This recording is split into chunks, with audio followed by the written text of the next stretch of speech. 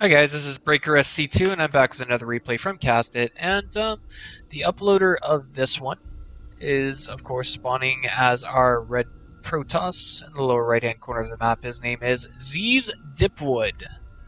Yes, zeez dipwood. I'm not entirely sure what clan he represents. Upper left hand corner, QDU Litman. There we go.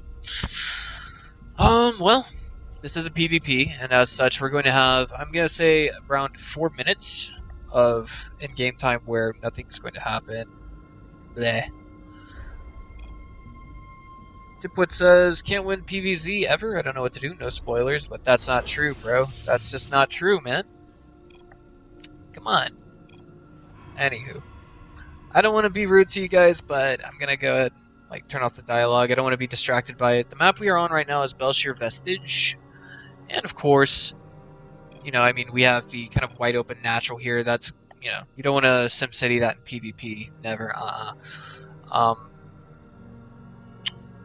In the context of PvP, I think this map would probably favor Stargate openings, simply due to the fact that the terrain is not as friendly as, say, Ohana LE, even though this map is somewhat reminiscent of Ohana LE.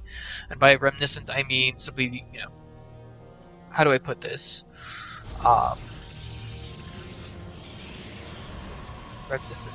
You guys can see it, right? I mean, this just looks everything like Ohana LE if you just look at the minimap, except for the colors on the minimap, and of course, if you actually examine what's on the real map, you can see that the terrain is nothing like it. It's almost like Ohana LE turned inside out, if that makes sense.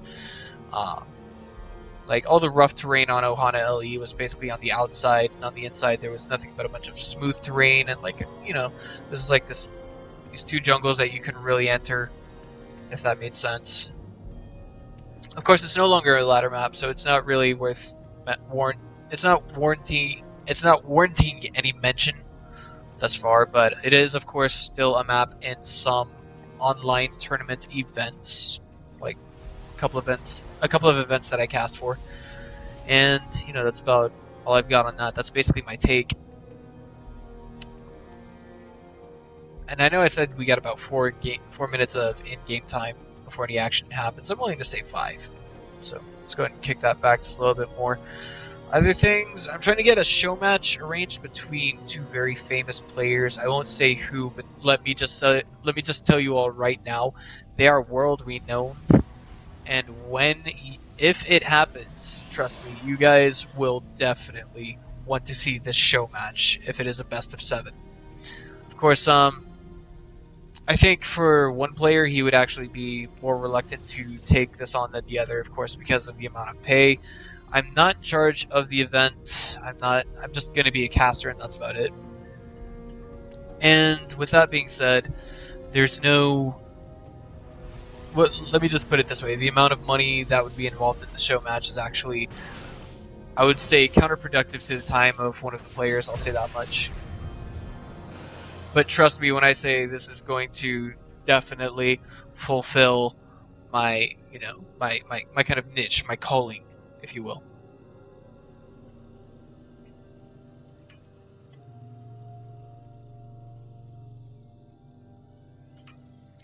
Meanwhile, we do have 2. Looks like we're finally getting to that action phase, if you will. And it looks like my original call was right. I mean, well, bleh. Anyone could have told you that. There's going to be at least one Stargate in a PvP. Of course, the 2 Stalkers are now moving out for Dipwood. He's trying to get a read of just what we're going to see from Litman. Mothership Core is about to fall. Will it? Time Warp goes down on those Stalkers. It looks like, unfortunately, there was just too much DPS. The engagement, the micro, didn't quite favor that of Dipwood. One of the Stalkers got rotated back at the last moment.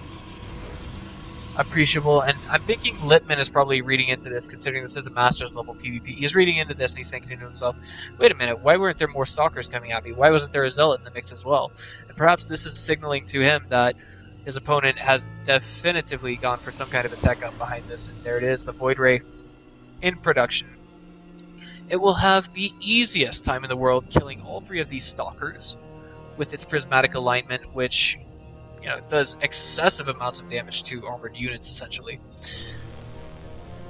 And with that, I think Litman's like, okay, well, I think it's a Stargate opener, so I'm going to throw down my own Stargate. Why is that? Because Robo facility units just suck against anything that comes out of a Stargate, really. Okay, so here we go. Mothership core got rebuilt, and it looks like we have the Void Ray joining the fray. And this small force is going to move out. I do need to highlight for just a moment that we already have a natural going down for Litman. So we're going to see some resources, effectively speaking, left out of this next small engagement. However, it is worthy to note that there's also a pylon here ready to go with some run-by of some sort if we see dipwood extend too far in the near future. And, you know, perhaps I'm not using the right term for saying extend, because essentially, I don't think we're going to see dipwood poking out with this. The Void Ray was just cranked out for defense. It's no longer used for killing workers like it was in Wings of Liberty. There is an Oracle coming by right now. There's another one in production for... Let's see here. Ooh. There's another one in production for Litman behind this. He's going to get 1, 2, 3, 4, 5, 6, 7, 8, 9, 10, 11, 12, 13, 14? Is that 14 pro kills? I just saw 16 altogether. I counted that wrong, guys. I am so sorry. Holy hell. So now we actually see dipwood in a really, really bad position right now. Like, if we just look at the amount of workers right now, it's 12 to 30. How is he going to hold off against this next one? Meanwhile, he does have his own Oracle going in to do some harassment. You know, he's only gotten 4 kills with that. 5 altogether. 5 probe kills altogether over the course of the entire game. Photon Cannon now going down in the natural. And, you know, I think if Litman just knew how far ahead he was presently, then he would know that he's got more than enough time, more than enough money, more than enough resources to throw away at dipwood. So in the near future, we're going to have to see dipwood be extremely meticulously careful to hold against any future attacks. And it looks like that is, you know, maybe you won't need to be that careful, as we do see that Litman's willing to throw away 1 or 2 oracles. Speaking of oracle, we have the original one that came from dipwood, getting ready to move back into the main and try to do some damage. You can probably get, you know, some of these probes on the gas, but that's about it. You know, its weapon's attack range only barely outranges that of a Mutalisk. And it looks like we have another Stalker coming in to definitively take care of this one Oracle, and a Sentry follow-up behind that. Altogether, if we were to check the army supply right now, we actually see, you know, dipwood, he's pretty far behind right now. I think that Oracle that went at him originally only got a single worker kill. I'm willing to say that much, but I'm also willing to concede and say that perhaps, you know, that's an underestimation by me. Behind this, we do see that Litman is going for +1 attacks, which is actually, you know, kind of not the trend that we see in PvP. This could, I don't know, this could kind of maybe work against him. I'm trying to think of how. I only play Zerg myself, so I couldn't say really. But overall, stressing. I just want to stress for a moment that I've, you know, in very few PvP matchups have I seen pros go for a forge this early in the game and get upgrades. Here we go, the Oracle's coming back for Litman. He's trying to see if he can do some damage, but of course I'm pretty sure Dipwood's just like, I'm not having any of that. Not in my house, bro. Not in my house. Just like the commercial you guys are always seeing on YouTube and Twitch.tv. Unless you have ad block. Come on, guys. I don't know. Come on. Why would you guys use ad block? Why would you do that?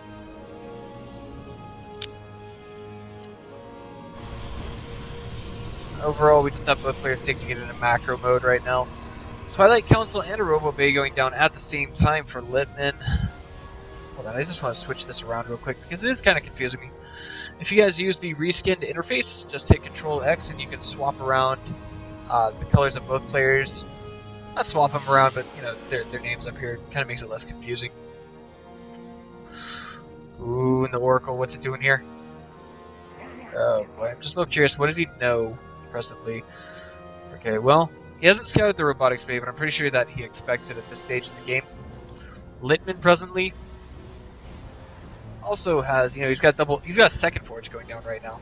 So he's gonna really start cranking out the upgrades. This is gonna put him ahead, in terms of DPS, and it is arguable or construable that if he has X number of upgrades, it's like having X number of stalkers. It looks like our Oracle here tried to go back in, get another kill. Did not. It's still at the same 16 that it was earlier. And something worthy of mention is, I think perhaps, just perhaps, Oracles would be suitable for picking off sentries. But we can't really say with that. I can't say that with certainty. Observer did kind of come under attack here for just a slight moment, a brief moment at that. And now this is an interesting choice. Litman's going for charge, not blink. I do think that, blink would essentially be, I would say, kind of useless if we've got enough anti-armor units, i.e. void rays and so on and so forth. But right now, the biggest problem that we see for Dipwood is that he's just unaware that his opponent has many, many more void rays than he does. The best way to counter this right now, presently, would have to be Archons, and finding a way to get those Archons close to your opponent without losing them. Interesting. Whose zealots are these? They are Dipwoods. He's going to take down this pylon.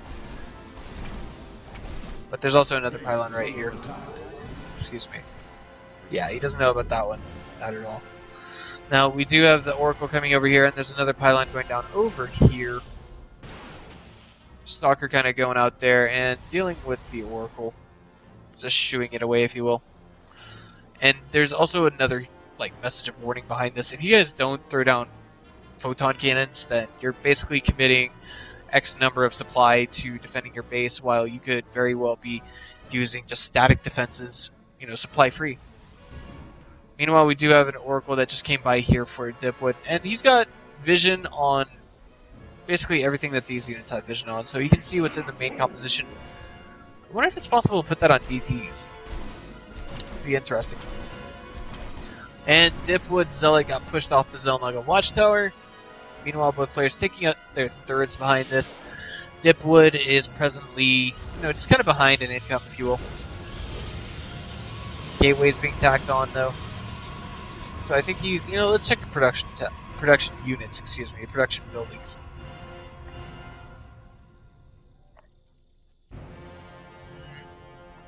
Gateways. Whoa. We only have 3? We only have 3 here for Dip. Whoa, there we go, my bad. I'm reading into this the wrong way. That's these 3 right here that are already finished. Interesting. This thing does not list warp gates at all. But behind this, we do see that the Dark Shrine's going down for Litman. He's going to try and get us harassed in. He needs static defenses. By he, I mean Dipwood. He's going to need them to hold against what's coming against him. These 2 Scouting Phoenixes just moved out, but I think we see basically numb reactions, if you will, from Dipwood. And this is going to come down to a lot of micro, but I'm really thinking that perhaps this will more than likely take up a good chunk of supply. There it is, yeah. Both players not too far apart, but I'm just a little curious to see how this engagement's going to unfold, really. DTs and Zealots kind of getting us around on that cannon. DT is really going to help add to the DPS, but this is going to essentially force... Oh my god, this is going to force one of 2 things to happen. Dipwood's either going to have to abandon that, which it looks like he's going to do, or he could actually go and send his entire main force at that to save it. I don't know if this is going to happen or not. I don't think it will. But behind this, we actually have +2 armor? No, +1 air armor on the way. And I'm thinking, if this main force engages correctly, it should be able to... I think it could handle the Void Rays, but at the same time, I ultimately don't know what to say. This Nexus, can it be saved? The entire main army is being pulled right now for Dipwood, but he's not doing anything to save that at all. It's just such a scary situation to be in, and he just didn't save it.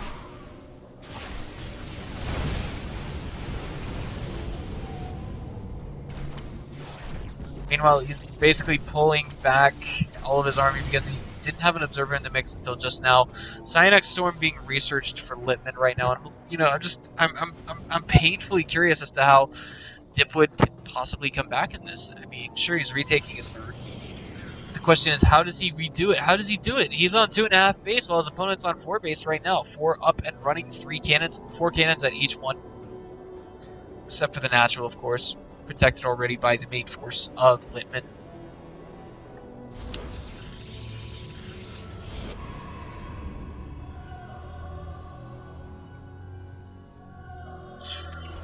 Psionic Storm being researched for Dipwood as well, but of course it's going to finish after that of Litman, and of course he won't be able to make more High Templars than what we'll see from Litman. So what we're going to see in this next engagement is going to be all but extremely important. It will be. It can turn around the entire game. He's just now getting +2. I'm wondering if his opponent has +3 or has even started +3 or ever needed it. +3's been finished for a while, and behind this he's got +3 armor. But again, DT coming down here trying to harass, not really doing too much damage. And it's scaling damage. I hear there's not too much difference between +2 and +3 for, say, the context of ZVZ. I'm not sure if the concept is sure for PvP. But if there's one thing that could work to the detriment of Litman, it's integrating far too many Tempests, if you will, into the mix. Because they can be a detriment simply due to the fact that they move very slowly, and when your entire army is trying to get away from the remainder of an engagement because they don't have any way to hard counter this or that unit, then we can see, you know, essentially these guys get chased down and sniped eventually.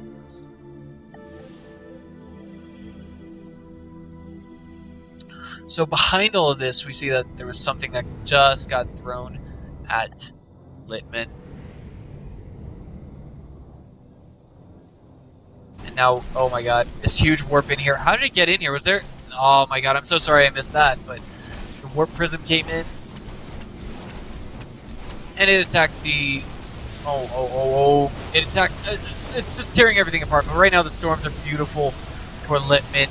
He's kind of... Actually, he's running his own army into the storms, and it looks like... Actually, no, Dipwood's throwing down some defensive storms, and this is what I was talking about, guys!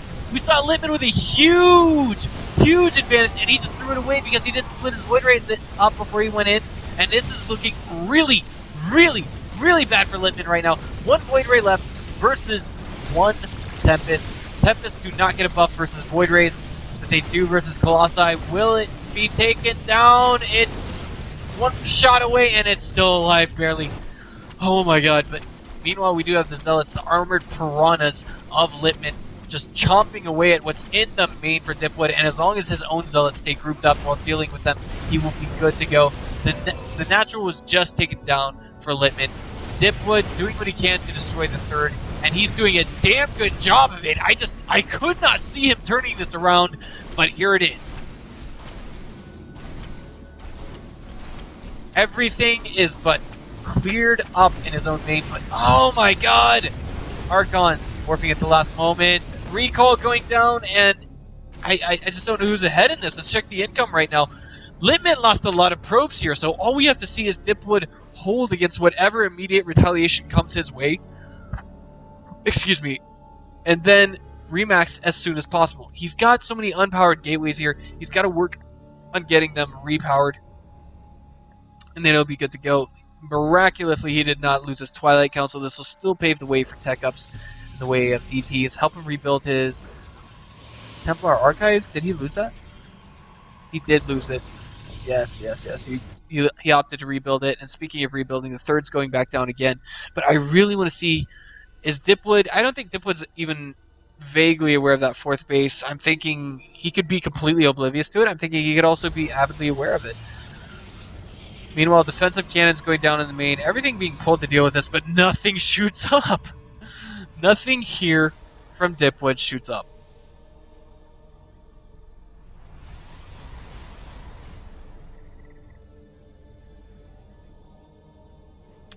And that was basically a tap to the head, if you will. Not saying, hey, bro, I'm about to kill you, but basically saying, here's what I got, and can you raffle stomp it? Or not that. It's like, oh, I'm about to throw down an attack in your base. Just like, and he throws that defensive jab up by pulling his main army into the base. But alas, he has no way to attack it because he has no hands.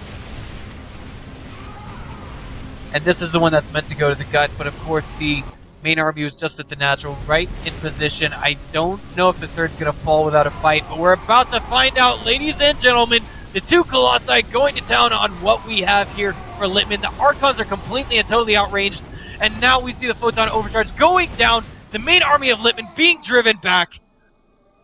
And the question is, are we going to see any Void Rays come in time to save the main army of Litman? The main army of Litman. He's got two right here. He's just, I think he's just completely, no, not completely, but he's just somewhat dumbfounded as to the fact that he can actually attack this army with almost with taking almost no damage. Meanwhile, we see more Archons being thrown into the mix for Litman.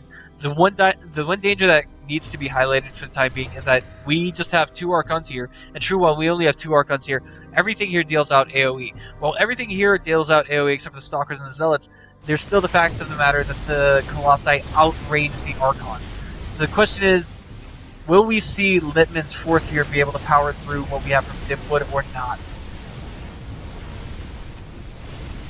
Oh my god. I don't know if it's going to happen. It's like these Archons are being aimed forward, but it's just not happening. Some Zealots coming at the last second to tank the damage.